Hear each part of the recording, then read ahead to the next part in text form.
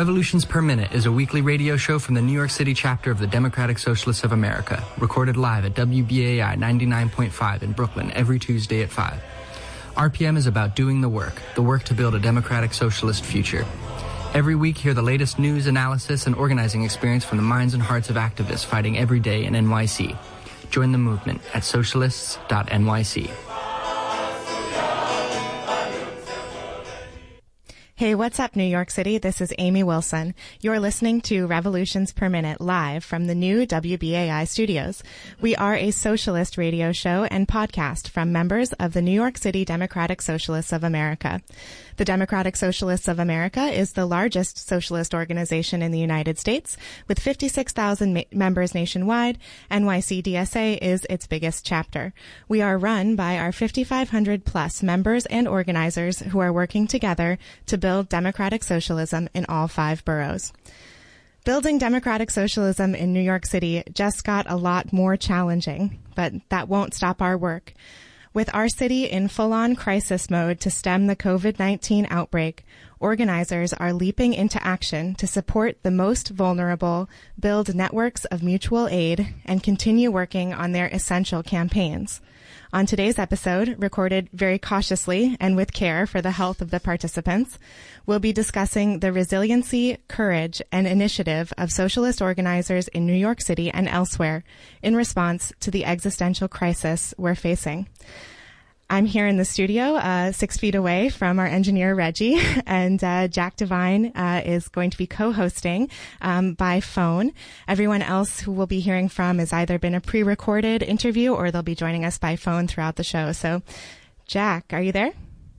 I'm there. Yeah, what's good, everybody? This is Jack Devine, he, him pronouns, and I hope everyone is staying safe out there in the midst of this pandemic. I am reporting live from my personal quarantine zone.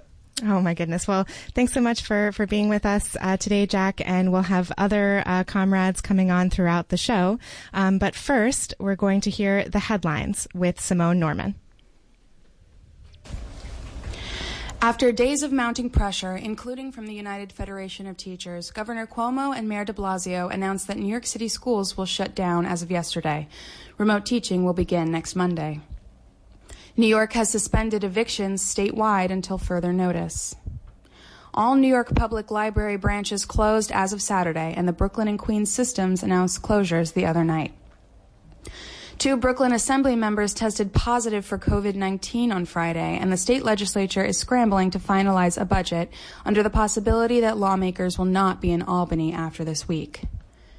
Stores around the city and state have been accused of price gouging on items that help neutralize COVID-19, such as disinfectant spray and hand sanitizer. Price gouging is illegal and can be reported to 1-800-697-1220. That's 1-800-697-1220. In an effort to combat price gouging and supply shortages, New York State has begun making its own hand sanitizer, which will be distributed to residents for free. However, the state is saving on production costs by forcing prisoners to produce the hand sanitizer. The incarcerated workers are paid an average of 65 cents an hour. In election news, Governor Cuomo has used his emergency powers to lower the number of signatures needed to get on the June ballot to 30% of what was previously needed. Petitioning will end on today at 5 p.m. The special election for Queensborough president has been canceled. Gothamist profiled DSA-endorsed candidate for State Assembly Zohran Mamdani, and in these times interviewed Farah Souffrant Forrest, the DSA-endorsed candidate for State Assembly in the 57th District. Thank you, Simone. Our headlines are brought to you by The Thorn, an incredible weekly newsletter by NYC-DSA's Electoral Working Group, covering local politics and radical activism. You can subscribe at thethorn.nyc. So I'm here live in the studio. We have Jack Devine by phone, who's going to be co-hosting this episode with me. And we have DSA comrades who will be calling in to talk about today's topic, which is essentially what is happening, not to put too fine a point on it.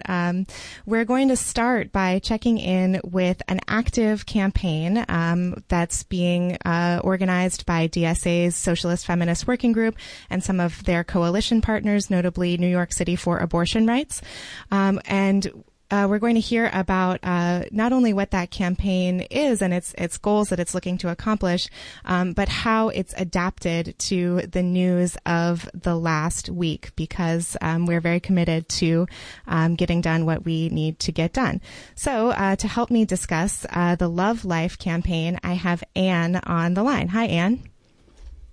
Hi, how are you? I'm great, thanks. You're live on WBAI with Revolutions Per Minute. And how are you today? Doing okay, all things considering. Right. That's really the best that anybody can hope for. Well, thanks so much for coming in by phone. And if you wouldn't mind, tell us a little bit about the Love Life campaign. So the Love Life campaign is launching this week, actually. This is a campaign within DSA Socialist Feminist Working Group and supported by lots of other coalition partners. We are targeting a group called Love Life, which is an evangelical anti-abortion group. They were formed in 2015 in North Carolina, and they opened a headquarters in New York City last fall. So what they do is they get together every Saturday, and they send their congregants to the Planned Parenthood clinic on Bleecker Street in what they call prayer walks. So they get a couple hundred people together and they walk to the Planned Parenthood clinic and they pray outside of the clinic and they try to keep people from accessing reproductive health care at the Planned Parenthood clinic. They also train what they call sidewalk counselors. They're trained to more actively engage with patients and with clinic staff. So their goal is ultimately to keep people from getting abortions at this clinic and to convince the public and use their very well-organized and well-funded organization and social media presence to try to convince people that life begins at conception and that abortion should be illegal across the board. So the campaign that we've put together is targeting the church and letting people in the community know that they're there. Right now they've been flying very under the radar. They've only been there for a few months.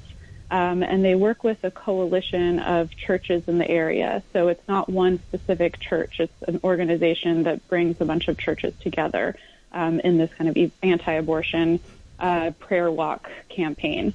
So our campaign was supposed to launch next Saturday, where we were going to show up outside of their church and table and canvas and let people passing by know that this church is there and that they're sending people to harass patients at Planned Parenthood. We found out very recently that despite the coronavirus outbreak, that Love Life is continuing to meet every week and continuing to send people to Planned Parenthood. Their reasoning is that abortions are still happening. They consider abortion to be murder. They're trying to prevent people from receiving abortion care, despite the warnings to not gather in large groups. Wow, that is so incredibly disturbing to me. It's completely, just inappropriate behavior in all counts right now. Right. You might have said it, and you might have said it already, but I just want to make sure that people have heard clearly the location of the church that you were planning to picket. It's in Cooper Square, so it's right across the street from Cooper Union on 3rd Avenue and 9th Street. So this is in the heart of East Village, Manhattan, and this is an ongoing fight for abortion access that's happening right here in New York City. Yeah, exactly. And we think it's really important to stand up to all of these groups that are opposing abortion right in the middle of New York. You know, we're very fortunate in that we have more abortion access in New York State than in other states. But these groups are very well organized and very well funded and powerful. And it's really important that we oppose them and that we expose their activities and gain as much support for abortion access as we possibly can and build a coalition of New Yorkers who are supporting abortion access in the state and also being active in supporting abortion access outside of New York. Absolutely. So one thing that distinguishes your campaign from your opponent's campaign, if you will, is that you are going to be respecting the social distancing and the isolation order in the name of public health, because you value human life. So talk to me a little bit about how the campaign has been affected by what's happened over the last week and how you've adjusted your organizing to conform to those restrictions. So we've started our campaign as a digital campaign. We're going to kick it off this Friday. We're starting off by calling 311 and calling local elected officials to let them know that this group is still organizing large groups of people despite the coronavirus pandemic.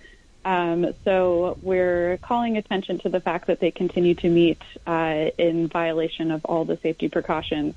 And we're using this time as well to kind of build our base, attract more people to this campaign, hone our messaging, work on our talking points. We're starting a social media campaign, so we're letting people know who Love Life is, how they can get involved, why it's so important to oppose these right-wing groups. The other aspect of this organizing work is that, we feel that these right-wing evangelical anti-abortion groups can also be breeding grounds for other forms of fascist organizing and white supremacist organizing. So Absolutely. We feel it's really important to call attention to these, right-wing, really hate-filled groups. So we're kind of using this, horrible crisis going on right now to try to build these weekly digital call-in days where we're calling people and we're posting on social media. We're posting on Love Life's Facebook page to urge them to stop meeting during the coronavirus outbreak. And then we're trying to mobilize people so that when the coronavirus outbreak passes, we'll be able to show up weekly outside of their church. We'll be able to physically show up and oppose them weekly outside of the church in the East Village. Wonderful. Is there anything that those who are listening right now who might want to learn more or get involved, do you have anything for them? We don't have any social media page set up right now. We're working on setting up an Instagram account, so I would look out for that. I would look at the DSA Facebook calendar of events. So we're posting all of the events on the DSA calendar, and that's the best place to find us. Great. And the organization is called Love Life. That's right. So we're calling ourselves the Protest Love Life campaign. Wonderful. So we have just a few more minutes left in our time with you, Anne, and I'm wondering if you can give the nutshell version of why abortion access is a socialist issue. Sure. Bodily autonomy is what it really comes down to. Everybody is free to, make choices about how to control their bodies.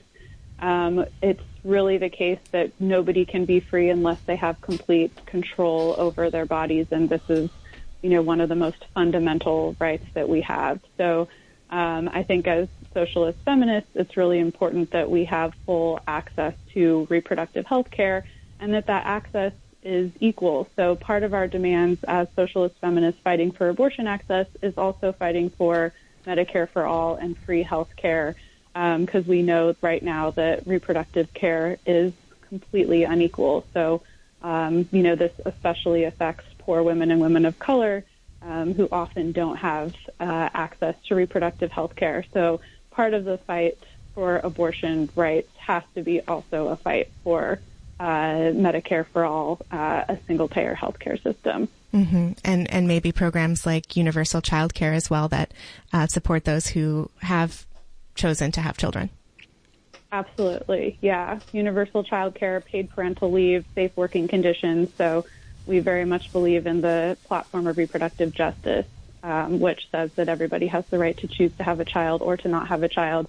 And we need support for people who choose to have children. So we need to be able to raise those children in safe and healthy environments. And to do that, we need medical care, we need paid parental leave, we need safe working conditions, we need minimum wages, high minimum wages. We need affordable housing. We need affordable transportation, all of those things to help support people who choose to have children. That's equally important. Wonderful. Thank you so much, Anne, for speaking with Revolutions Per Minute today, and we wish you all the best in your campaign, and please keep in touch. We'd love to check in down the road. Sounds great. Thanks so much. And you are tuning in to Revolutions Per Minute on listener-sponsored WBAI in New York City, broadcasting at 99.5 FM and streaming on your favorite podcast app. To connect with us after the show, you can email us at revolutionsnyc@gmail.com. You can find us on our website, revolutionsperminute.simplecast.com, or on Twitter at NYCRPM. Today, we were just talking to Anne about the Love Life campaign, a campaign for reproductive justice, a socialist feminist campaign against the reactionary right. And I think amidst this crisis, this coronavirus that is spreading not just across this country, but the world, it's going to be really, really important to not just think about our collective well-being and our collective health, but to organize and build solidarity together and prevent the forces of reaction from seizing the narrative and really taking this crisis out on the most vulnerable people all across the world. You're either seeing, as Anne was discussing in her interview, that these anti-choice reactionaries are disregarding the order and putting more people at risk just to shut down women's bodily autonomy.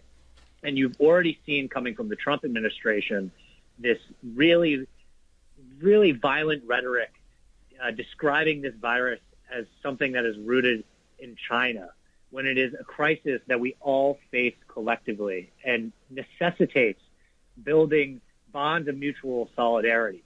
And that's why, for the rest of this episode, we're going to focus on the struggles for mutual aid and how some of these struggles are being led by people in our society who are most vulnerable and most oppressed, face violent domination. And I'm talking about people who are incarcerated, people who are locked behind bars. And this is a real horror. And I think we really need to think about a society that claims to be free, that puts millions of people in cages. But something I also feel is really important is showing how these people are not just victims, but they're actively fighting back and trying to build power and really demonstrate their humanity. So earlier today, a comrade who does abolitionist organizing outside of the jails spoke with a comrade, Stevie, who is inside the Pennsylvania prison system. They spoke over the phone about the efforts at mutual aid and how this is really creating an environment of solidarity within the prisons so that the people who are locked up there can really build power together and survive through this coronavirus and ultimately abolish prisons. So let's roll that clip. My name is Ian Alexander. I'm an abolitionist organizer from Pennsylvania and living in New York. And this is an interview that I recorded with my comrade Stephen Wilson, who is currently incarcerated in Pennsylvania. I'm Stevie. I'm at SCI Fayette. I'm an abolitionist organizer inside. I'm a black queer person who I've been doing this for a couple of years now, organizing study groups.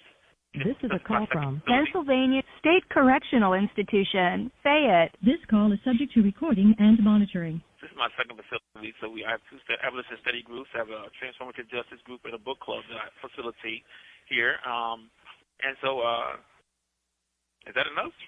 Yeah, that's perfect. That's perfect. Thank you so much. Yeah. Right. In a kind of dark way, it's also interesting to get that little recorded interruption that we hear every time we're on the phone with someone inside, just to make sure that we remember that we're being surveilled. You're talking to somebody in prison. That's how you know, too. Yeah, right. Yeah. So. We forget.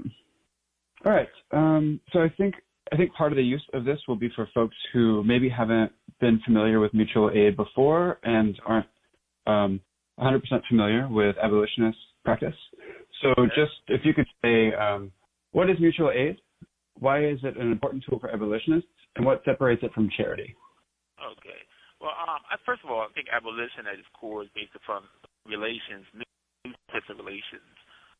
Unlike the ones that we have now, these relations, power domination and relations that we have now. So I want to distinguish mutual aid from charity in three different ways, first of all. One is that it's based on a relationship, all right, that you have with one another. As you see, most times with charity, especially in a form of nonprofits, it's a thing where it's a service provider and a client. You know, it's a very, or someone can be further removed. Someone is giving money, you don't even know who the person they're giving the money to. Okay, or someone's providing some type of service and doesn't even know the person they're providing it for. So I think, first of all, abolition and mutual aid are based upon relationships. Being in a relationship with each other, knowing each other, and being present for each other. That's the first thing. Okay, I think that mutual aid is an expression of solidarity, especially on the ground solidarity, and it doesn't always have to be something like material, as it's like cash or gift in kind. But even I'm thinking about, as I'm talking about this, there's this practice in Haiti called combat, okay? And it actually started during the time before the revolution when the enslaved population was responsible for their own well-being and any advancement or improvement in well-being. And then it would come together as a community, and it would be something as simple as a roof raising, right? People would come over. My name is Haiti called combat, okay? And it actually started during the time before the revolution when the enslaved population was responsible for their own well-being and any advancement or improvement in well-being. And then it would come together as a community, and it would be something as simple as a roof raising, right? People would come over and they would eat together and they would help the person put the roof on their new house and things like this. And this is actual mutual aid. So I think it's things that we distinguish between mutual aid and charity. One is that there's a relationship between the parties, the persons involved. I think that it has more to do with it's not always cash or gift in kind, but even just being present and helping out physically and emotionally being there for people also. This is part of mutual aid. And you don't usually see that in charity. You understand? And I think it's once again, it's non-hierarchical. There's not a hierarchy here where we have these service providers and these clients, and the service providers kind of basically dictating to the client, this is what you're going to do. Another thing I think distinguishes, too, is that a lot of times with charity, there's this thing of deserving and undeserving and respectability politics that plays into it. Okay, and that's not we don't do that as far as mutual aid is concerned, you know, where we have this dichotomy of those who are deserving, or you have to be doing X, Y, and Z. There's these conditions that are attached to our assistance or our solidarity with you in a sense that you have to be this type of person, you know, innocent, basically, to receive this charity. And that's something that you don't see in mutual aid, but you do see in charity. I hope I was able to actually kind of define that by distinguishing it from charity. Okay? Yeah, that might be really helpful, too, to distinguish abolitionists from reformist so-called mutual aid projects, to think about how they replicate charity with this line of deserving or undeserving or support for folks based on what kinds of charges they are in for. Yeah. And you also see, well, like I said, first of all, you see the dichotomy, and then if they do accept you, right, you become a client and you must hold to certain standards or you'll lose that status with them. Okay, if you mess up, you may lose that status. You're no longer eligible for their assistance, and you're disposable now. That's not what we do with mutual aid. And I think also when I say being present also is that, like I said with the combat, people were physically on the ground being present for people, helping them build a roof for their home, right? And a lot of times we see charity is a disconnect there. It's not actually about being present and among people, you know, and sharing the hardship they're going through and lifting the burden off of them together. You don't see that a lot of time with charity. You know, it's just a remove that's there. You know, and I just think that it's a different thing, totally different thing, and it's basically, first of all, off the relationships that you see amongst the parties. A lot of the mutual aid projects that we see right now, a lot of them have been established before the COVID-19 crisis. But there are more emerging now, and there's more money flowing into them. A lot of them are targeted at raising money for incarcerated people's commissary books. So just to say, just so that we're really clear, could you just say, like, what is commissary and why is it especially important right now during this outbreak? Why is this form of mutual aid important for people inside? Well, commissary is basically like, people are going out in the world, they're going out to the market and picking up supplies, right? They're picking up cleaning supplies, they're picking up things they're going to need, possibly, with this outbreak. It's the same thing inside. We have a commissary, which is basically a store. We order our cleaning supplies, we order our toiletries, we order our food, because the Department of Corrections is not going to provide these things for us. They're not going to provide these things. Or if they provide it, it will come sparingly and with lots of conditions, obviously. And so I mentioned before, this facility, they give 32 cells 15 minutes to clean their living spaces, and they have to share one mop and 2 spray bottles. You have 15 minutes and 32 cells. It's not going to happen. You can't really clean your cells. You have to do it yourself and buy the supplies yourself. So it's just important that people understand how things work inside of the prison. And I'm glad you asked that question.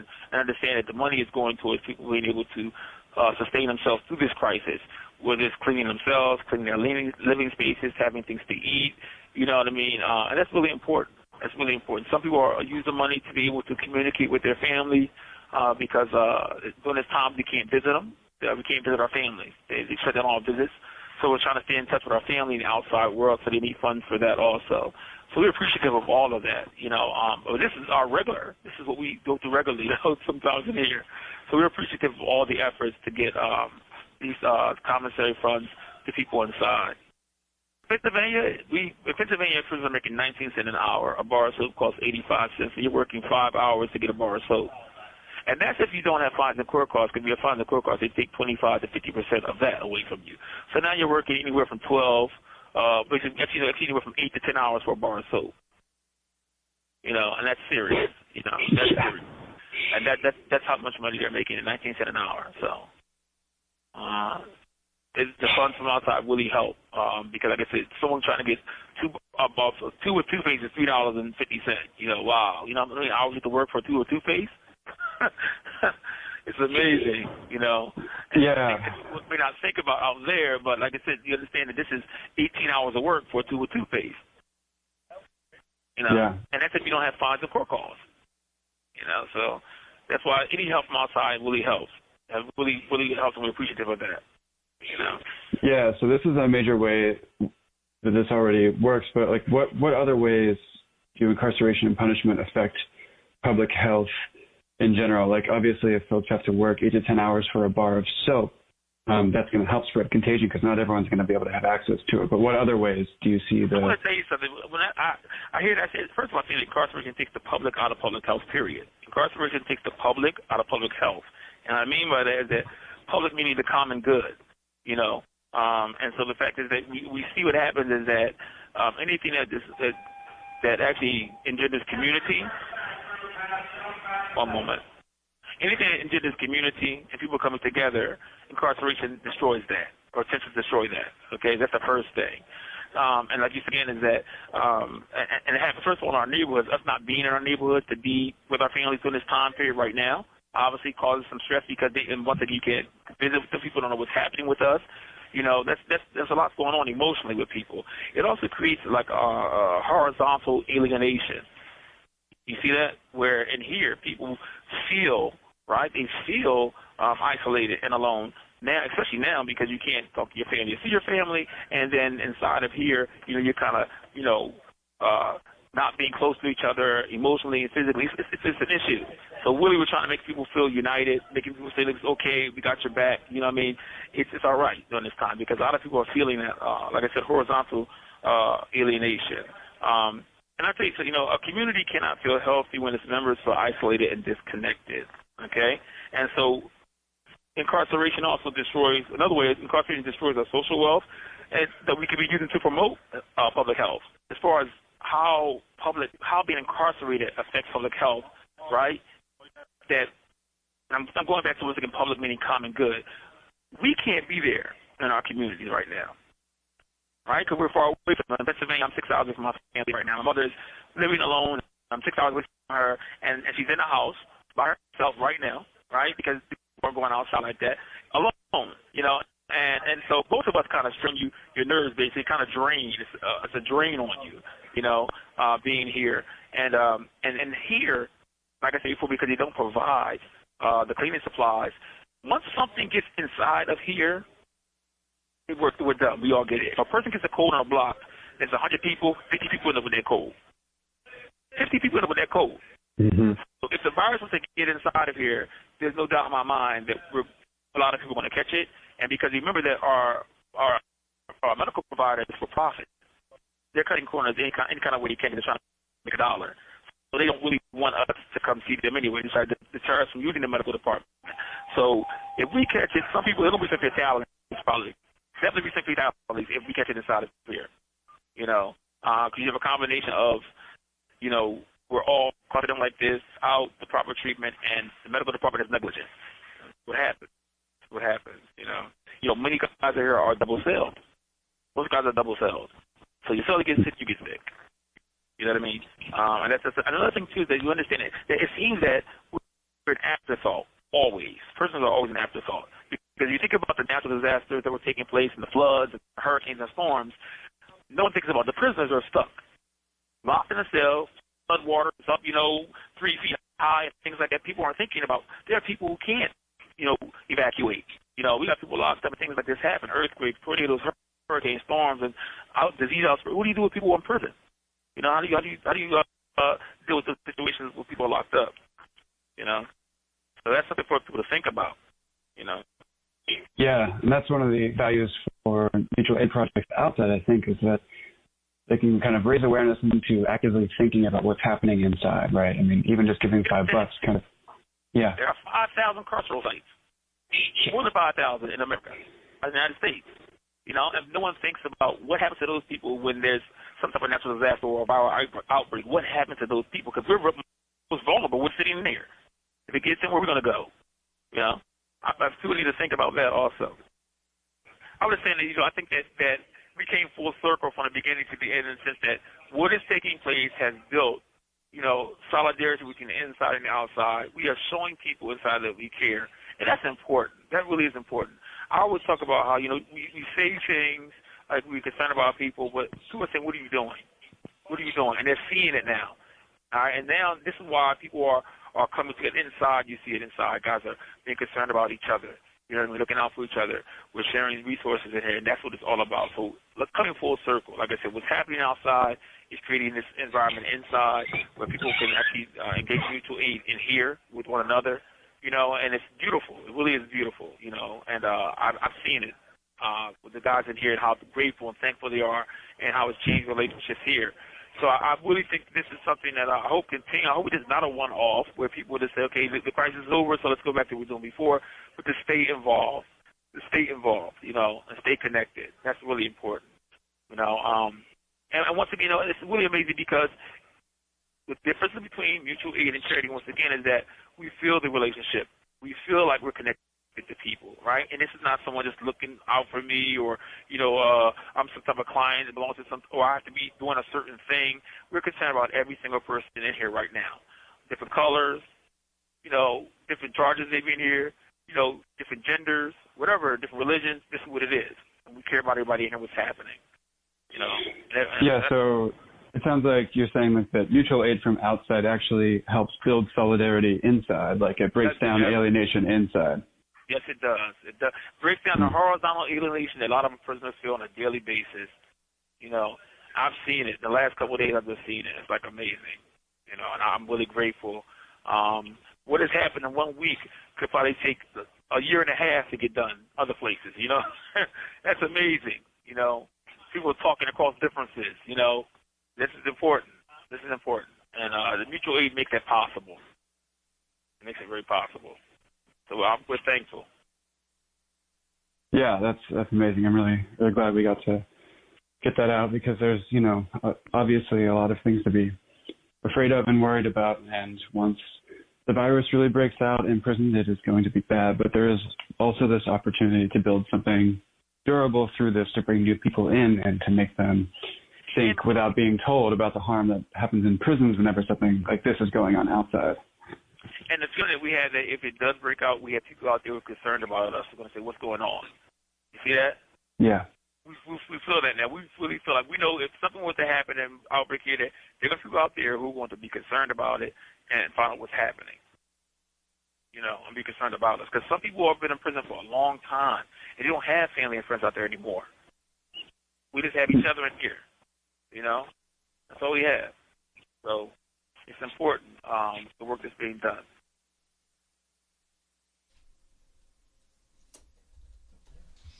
Hi, so I'm here with Kay, who organizes with Survived and Punished and the Inside Outside Soap Brigade. And Kay, how can people get involved with the Abolitionist mutual aid organizing? The Inside Outside Soap Brigade and Survived and Punished combined our funds a little over a day ago so that we could easily distribute the money to everyone and use both of our networks. If you'd like to donate to the Mutual Aid Fund, you can go to bit.ly/soapfunds, so bit.ly/soapfunds. You can also follow Survived and Punished on Twitter. Our @ is SurvivePunishNY, and there will be links to donate to the soap funds, but also there will be links for people to request donations and request mutual aid for their projects that are happening close to them. Well, thank you so much for sharing that information with our listeners here on Revolutions Per Minute, and thank you so much for the organizing that you're doing. Thank you. Are listening to Revolutions Per Minute on listener-sponsored WBAI in New York City, broadcasting at 99.5 FM and streaming on your favorite podcast app. Connect with us after the show. You can email us at revolutionsnyc@gmail.com. You can find us on our website, revolutionsperminute.simplecast.com, or on Twitter @NYCRPM. We have been talking about both the Love Life campaign, which is organizing for reproductive health justice, and we were just sharing with you an interview that was recorded with a Stevie, an incarcerated person, and Ian, an abolitionist comrade. And then we heard from Kay, who is also an abolitionist comrade. So now we are joined by Simone Norman, who you earlier heard reading out the headlines. Simone has been a guest on Revolutions Per Minute before. You may have seen her on Twitter or in her at a comedy show. So Simone, can you hear me? Yeah, can you hear me? Yeah, well, I just want to thank you so much for joining us on Revolutions Per Minute live today. And can you explain, we just heard a lot about mutual aid from Stevie, but can you expand on that briefly, the history of mutual aid organizing, and maybe hit on some of the particular difficulties of mutual aid work during a pandemic that we're experiencing right now? Yeah, definitely. Thanks so much for having me. Fascinating interview so far in this episode. I've really enjoyed listening. So as we've heard from some of our comrades before me on this episode, mutual aid is a distribution of resources and services with the aim of mutual benefit, usually set up through volunteer networks, usually quite a DIY feel. It's been going on through history. As long as there have been communities, there have been people engaging in mutual aid. One that I like to point to and think about from history would be the Black Panthers free breakfast program in the late 1960s. Local businesses donating milk, grits, eggs, toast, so kids could eat breakfast for free. These sorts of community resource shares not only feed people and literally keep, the lights on, so to speak, in our communities by addressing folks' material needs, but also builds constituency and support and community. So mutual aid is so key as socialists.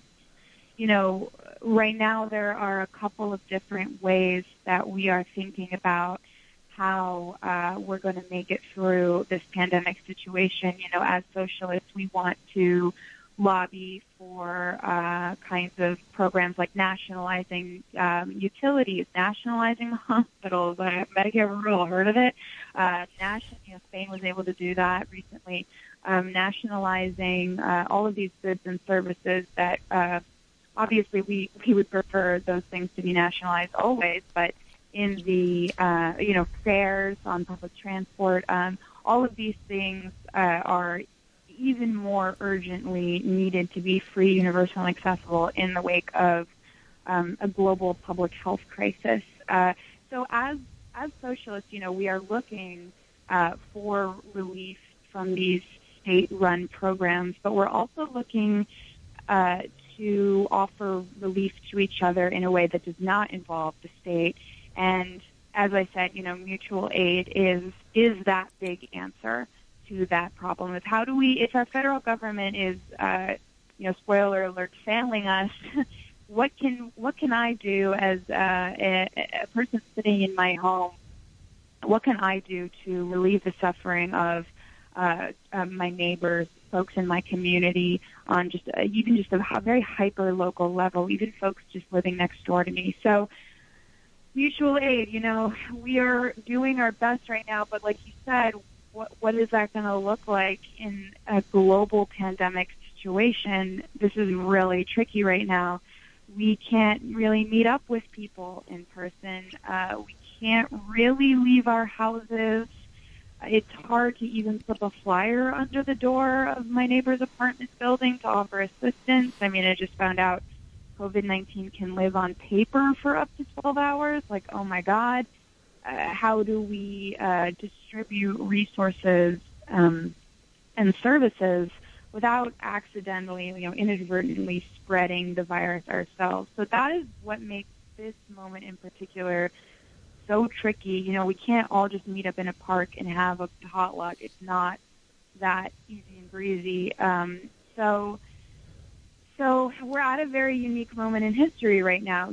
I think the principles of things like the Black Panthers Free Breakfast Program are that the spirit of that is living in our desire to enact mutual aid right now, but the logistics of it are tricky and new and very much subject to, like, the stakes are very high. Right. If you get it wrong, you can inadvertently sicken yourself or others, and that's the whole point right now. Is we want to avoid that and flatten the curve. So it's a very fragile time, but that doesn't mean that we can't ignore the moral imperative to provide mutual aid. Absolutely. So, hi, Simone. It's Amy. Hey, Amy. Hey, how you doing? So we are going to have a little bit of time at the end of the show, as we always do, for people who want to get involved. But can you talk a little bit about what's happened in the last week and sort of the response that we've seen in New York City DSA? Excuse me. What are the things that have sort of arisen under these new conditions? Sure. So New York City DSA is in the process of doing two things. A lot of folks are focusing on state budget justice, which is really important right now, trying to get this, budget passed in Albany in a way that addresses our needs. But kind of an underground mutual aid network has sprang up alongside of that work across the chapter in a way that is way more local and way more, focused on mutual aid, as I described. So we have the Abolition Action Grocery Fund is super key right now. Was one of the first initiatives to spring up. This is a fund that you can pay into or request money from in order to buy groceries. So if you have some spare funds, you can ship it their way. If you are having difficulty purchasing your groceries right now, then you can request payout from the fund. So you can visit and I'll drop all the links to tell you how to get all involved with all that, but that's being run by the New York City DSA Socialist Feminist Working Group right now. So look them up on Twitter and you can find out more about that, and I'll give you the link for that in a second. So also, in addition to that, we have the the Mutual Aid and Disaster Relief Working Group in partnership with the Socialist Feminist Working Group and Eco-Socialism and rank-and-file members across the city. Oh, my goodness. What a coalition.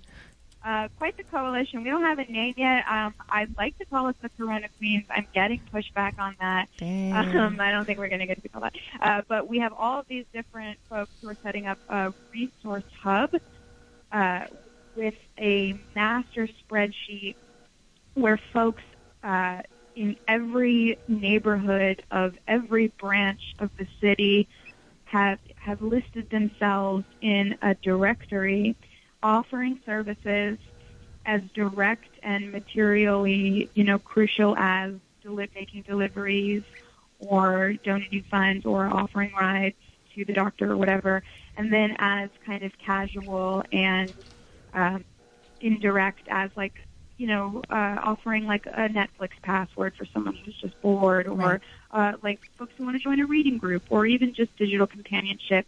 Folks offering all types of services and resources across the city, and you can match yourself with the person offering that resource or support, and then we're going to get neighborhood texting pods set up in addition to help facilitate all of those local hubs of resource sharing. And that master document with all of the different neighborhoods where you can go on and match yourself to a resource, that will be available very soon. It requires quite a bit of groundwork, and we're still working on it right now. And like I said, collecting and distributing these items is really tricky, so we're working on standardizing best practices for that entire procedure. So stay tuned. If you are interested in putting yourself on that spreadsheet, or if you are in need and want to call upon your neighbors who are offering those services on the spreadsheet, just make sure you're following the New York City DSA Twitter account, and we will be blasting that hub out as soon as it's ready, and it will be in the next few days. And may I plug some of these links I've been teasing out to y'all now? Before you plug the links, I want you to do it last, so it's the last thing that remains on everybody's mind as they go into the rest of the evening. And we're also going We can't wait. Yes. Okay, I'm freaking out. But well, I'm freaking. Join the club. So stay with us, Simone Norman. Thanks so much for speaking about the mutual aid organizing that's happening within New York City DSA right now. Here at Revolutions Per Minute, we have about 15 minutes left of our show. So we like to invite you to call in and talk to us. If you're out there, if you've participated in mutual aid in any way, please give us a call and share your experience. Our number here is 212-209-2877. Once again, that's 212-209-2877. And while we wait... Oh, you want to go ahead, Amy? No, what were you going to say, Jack? This is conference call. This is everybody's going to be the new reality that we're living in, right? Like the awkward conference call etiquette. And actually, Simone, that's an idea for your mutual aid working group. Obviously low on the priority ladder. No, it's top. I've been on a series of conference calls for the past 56 hours straight. So I would love some best practices. I think that's just jumped to the top of our priority list. Yeah, thank you. My opinion, just based on someone who's been on way too many calls, is that if I'm on the call, I get priority to speak. But I don't know if that is necessarily best practice.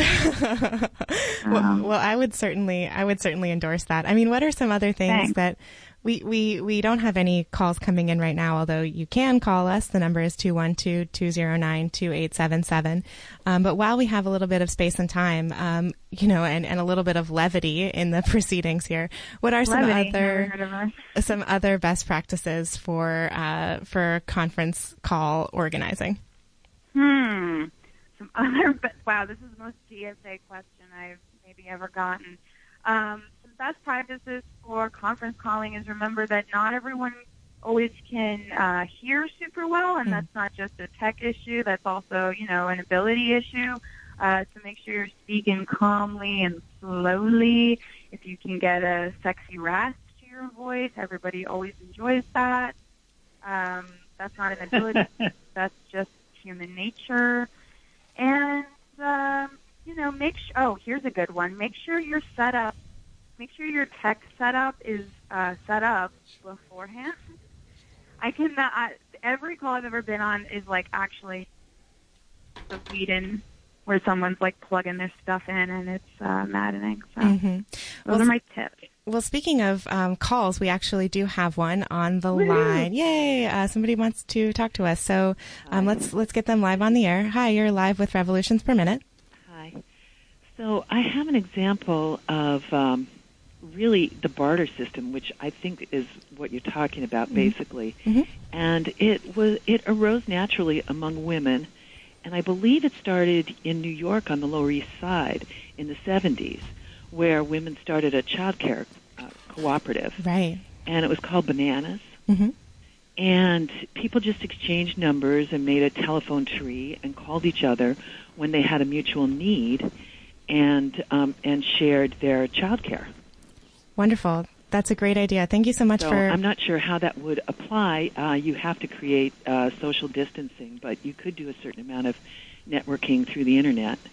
Absolutely. Or I've heard that you can also have trusted people who are in your networks who are also maintaining certain best practices for slowing the spread of transmission and do the child care co-op among them. So while I'm certainly not an expert, that's something that's definitely on the horizon for these next couple weeks and months. Thank you so much for calling in. And our caller actually raises a really good point. They said that this was a historical example of mutual aid organizing from women on the Lower East Side. And here in New York City, we have many, many, many, many past examples of successful mutual aid organizing.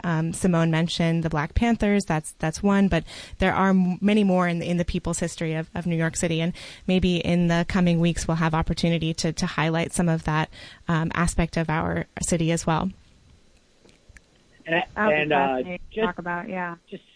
Just to add on slightly and maybe spin it into something about WBAI.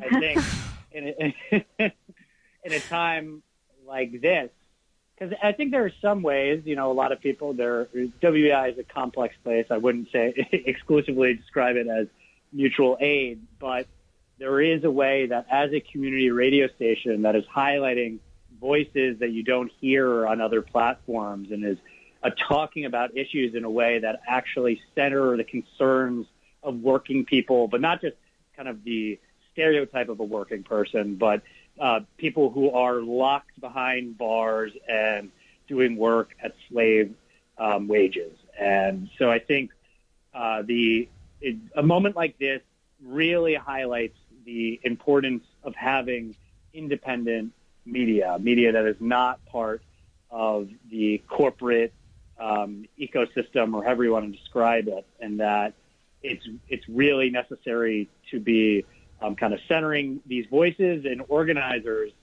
so that people can connect to this kind of work and also kind of share their solidarity. It's so great to hear from a caller calling in on air to talk about Child Care Collective. I mean, that's something that organizers and NYC and DSA have been doing prior to the coronavirus. I think this calls for a particular set of circumstances, but it's absolutely, child care is such an important and necessary work that is undervalued in our society. And I think by kind of even centering the mutual aid of it, you really highlight how that's the necessary labor on which our entire rest of our society is founded. Absolutely. And, as well as what you mentioned about the importance of elevating voices, the other thing is that there's so much misinformation going on right now. And in a crisis like this, rumors spread really fast. And that can be materially damaging to people. So having news sources that you can trust, which I certainly hope Revolutions Per Minute is. I'm on the fence, but you're winning me over. Oh, Simone, you're killing me. I'm just kidding. Simone, hit us with you some can trust links. everything but your headlines. Yeah, everything but I haven't been on a stage and been able to do comedy in like 3 weeks. I did a comedy show 2 weeks ago, and the microphone smelled like coronavirus. I'm bursting at the seams with bad jokes. Sorry. Oh my goodness. All right. Well, we're gonna have to start doing like art shows and things. I think people have already started doing those. But for today's show, for today's show, we are coming to the end of our allotted time. So in order to be good neighbors and leave on time, Simone, why don't you take us out and hit the listening audience with those links, which will also be distributed in a variety of other ways. Absolutely. If you are a Brooklyn resident and you need something delivered to you, please reach out to the Corona Couriers, team of volunteer cyclists who can probably bring you what you need. Email coronacouriers@protonmail.com. If you want to get involved with our New York City DSA team of mutual aid responders, please email NYCDSA COVID-19. That's NYCDSA COVID-19 @gmail.com. And finally, more than ever, please donate to the Abolition Action Grocery Fund if you can. To donate, go to, it's a bit.ly link, so bit.ly/grocery fund. That's bit.ly/grocery fund. Thank you so much. That was Simone Norman on the mutual aid efforts that have been happening in New York City DSA. We are coming to the end of our show this week for Revolutions Per Minute. We are going to keep doing this show as long as we have breath in our bodies, I think it's fair to say. So no matter what happens with the next couple of weeks, you can be sure that your comrades at Revolutions Per Minute are really dedicated to keeping you updated on the socialist organizing that's happening in New York City. Hopefully here at WBAI, if that becomes impossible or not advisable, we'll figure out another way. But the organizing isn't going to stop because the abuses of capitalism are not going to stop. And in fact, they're going to accelerate. So we are going to stay here with you in New York City and keep you posted on everything that people are doing to fight back. I'm Amy Wilson. Jack Devine, do you have anything that you want to say? Yeah, I just want to add, not only will we be giving recurring updates every week, but we will be back tonight at 9 with a special coverage of the primary results, even though those primaries should not be happening for health reasons. And we will be getting into that. I believe Simone will also be joining me. I guess. I'll come on. And Amy can call in if she would like, but no pressure. So that's all I've got to say for this. I'm Jack Devine. And I'm Amy Wilson. This has been Revolutions Per Minute. We will see you next week.